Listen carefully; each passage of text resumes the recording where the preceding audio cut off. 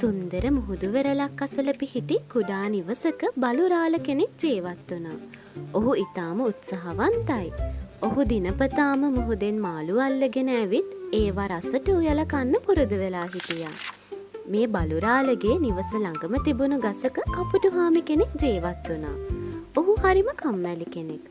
කවදාවත්ම මහන්සි වෙලා වැඩ කළේ නැහැ. ඒ වෙනුවට ඔහු කළේ අනුන්ගේ කෑම හොරකම් කරපු එක. දිනක් මුහුදු වෙරළේදී කකුළු රංචුවකට මේ කපුටුහාමි වහු වුණා. අනේ මාව අතාරින්න, මාළු ගොඩක් ඉන්න තැනක් මම දන්නවා.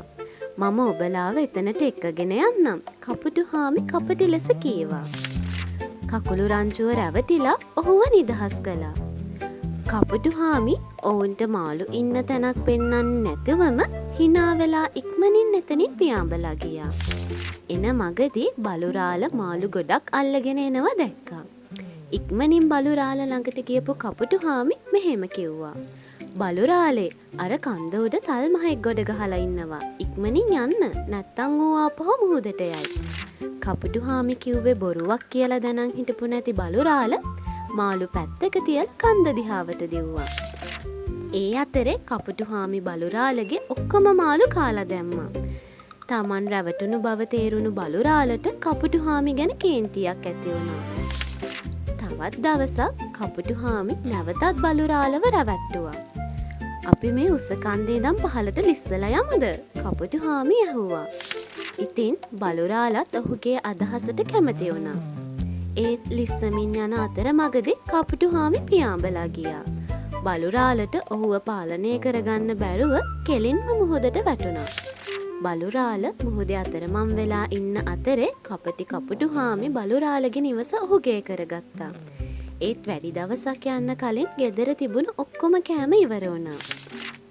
තවත් දවසක් කපුටුහාමිට හිම මිදුණු විලක් අසල සිදුරකින් මාළු අල්ලමින් සිටි මිනිසෙකු මුණ ගැහුණා. ඔහු මාළුන්ගේ කොරපොත්තු කිහිපයක් සිරුරේ අලවාගෙන මිනිසා වෙත ගියා. ඔබ කොහෙද මේ යන්නේ?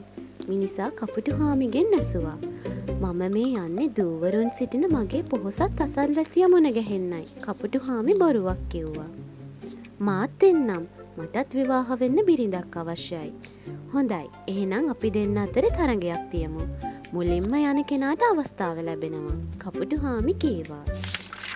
මිනිසා ඉදිරියට දිව යද්දී කපුටුහාමි හොර රහසේම ආපසු හැරිලා ඔහු අල්ලලා තිබුණු මාළු ඔක්කොම කාලා දැම්මා.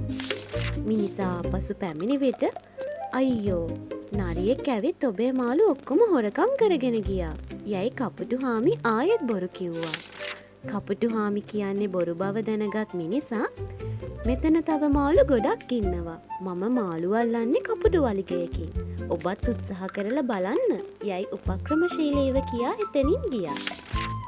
එය විශ්වාස කරපු කපුටුහාමි ඔහුගේ වලිගයද සීතල වතුර පිරුණු සිදුරට දැම්මා. ටික වෙලාවකින් සීතලට ඔහුගේ වලිගය ගල් ගැහිලා වතුර ඇතුළෙම හිර වුණා. කපුටුහාමිට සෙලවීමටවත් නොහැකි වුණා. ඒ වෙලාවේදීම බලුරාල සහ කකුළු රංචුව එතනට පැමිණියා. අනේ මට උදව් කරන්න, කපුටුහාමි බැගෑපත්ව ඉල්ලුවා. නැහැ, ඔබ හැම වෙලේම අපව රවටා ද්‍රෝහී වුණා යයි පවසමින් ඔවුන් එතනින් පිටව ගියා. එකපාරම එතනට නරියෙක් ආවා. හොඳටම බය වුණු කපුටුහාමි ඔහුගේ මුළු ශක්තියම යොදවලා වලිගය ඇද්දා. එවිට වලිගය මුලින්ම කැඩිලා ගියා. කපුටුහාමිගේ වලිගේ ඇලිලා හිටපු මාළුත් අරන් නරියා සතුටින් එතනින් ගියා. තමා කළ වංචාවලට අවසානයේ තමාටම වලිගය අහිමි කරගනිමින් වන්දි ගෙවීමට සිදු වූ බව තේරුම්ගත් කපුටා කපටිකමෙන් සහ වංචාවෙන් කිසිදා යහපතක් සිදු නොවන බව මනාව වටහා ගත්තා.